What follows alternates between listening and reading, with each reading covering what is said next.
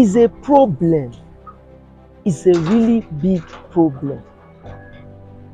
I have said it over and over and over again. When will life really matter in this nation?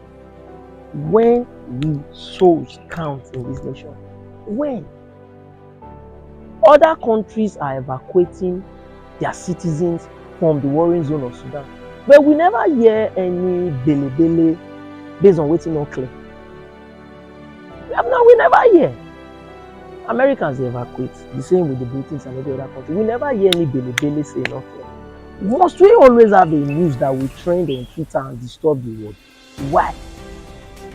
Now, the bulk of the question that I would like to ask, before this transport company was engaged, and after it was engaged, was a contract not sealed? Did they see carry these people reach so and so points, they can't collect your money? Did they see take buy gas, you collect the balance when you come back? Did they see take carry them till you reach destination people will pay you? Must we always shade ourselves? The same thing that still happened that day, INEC matter. There was no logistics to some places. Where there are 1,001 logistic companies around the world and logistic companies in Nigeria. I don't even understand. When they do the thing like that, 2 people, 3 people, now they call, they consult. I don't feel talk. Watch this video. Before they say watch the video, I like to give credence and accolades to Allen Onyema. Now, man, you be. You did it years ago during this xenophobic attack in South Africa. And now, you still do them again, volunteer, say, when I carry these people, go near here, make a cover up. I better watch the video. Before we started this journey, we have to go on several fighting. Can you imagine that we are stuck in this desert for 5 hours? Like we don't know the situation we have. We don't have water. Our money has finished. Can you imagine? And they said the vehicle drivers, they said they are not moving their bus. They said they are not moving their buses because they don't give them money. Which type of attitude is this one? Look at this place. We're stuck in desert. We don't even have compass. Everything has finished. We are done. We don't have anything. We don't have funds. We don't have anything. We don't have compass. Even now, our location. We're in an unknown environment with a very big danger.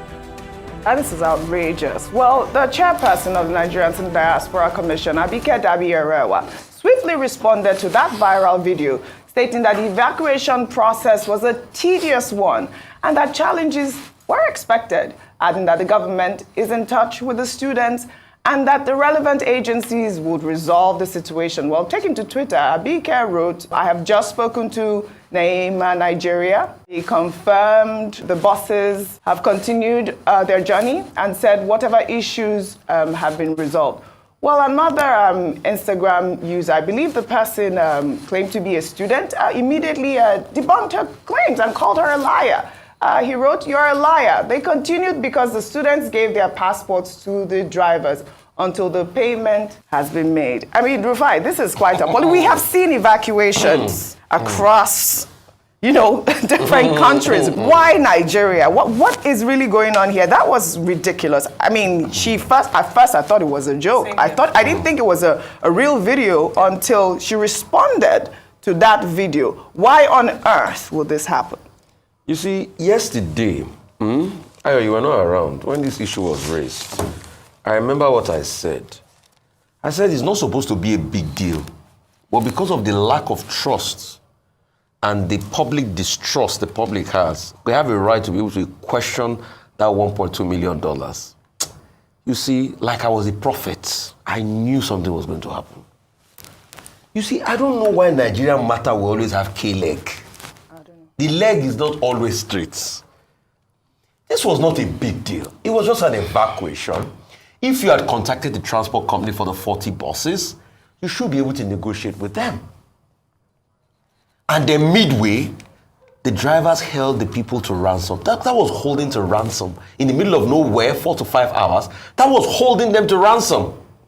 The other question you also asked, would like to ask Neymar, is the fact that in the first batch of buses, didn't they have representatives to follow them?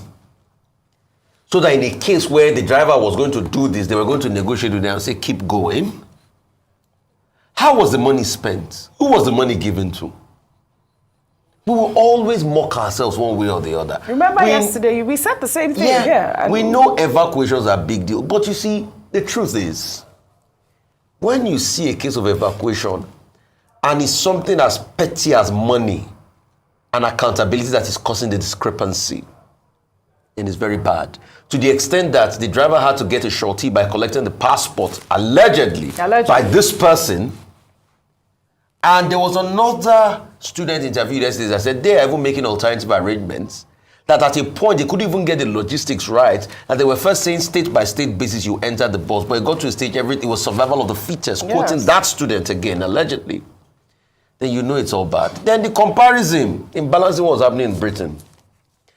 At least, yeah, Britain has dropped the ball too in its own evacuation. America dropped the ball in evacuation of Afghanistan. Yes. But at least we didn't hear that somebody was not paid money. So it is the pettiness of the Nigerian case. And we can't allow this national shame to continue. So we must ask questions. Who was the money given to? Who procured those buses? Who made the deal? Was the deal not finally sealed that it took the drivers to get midway before they endangered the lives of these people? It was a worse than anything could have happened. Absolutely. We talked about the amount. Wasn't it? They said 1.2 million. They said 1.2 million. We saw a voucher at which through Jais Bank where they paid 150 million. What happened? Exactly. We must be able to get to the root of this matter. This matter is not supposed to be a big, because what happened there is a national embarrassment. And you see, I'm happy that Madam Abike confirmed it, that it happened actually.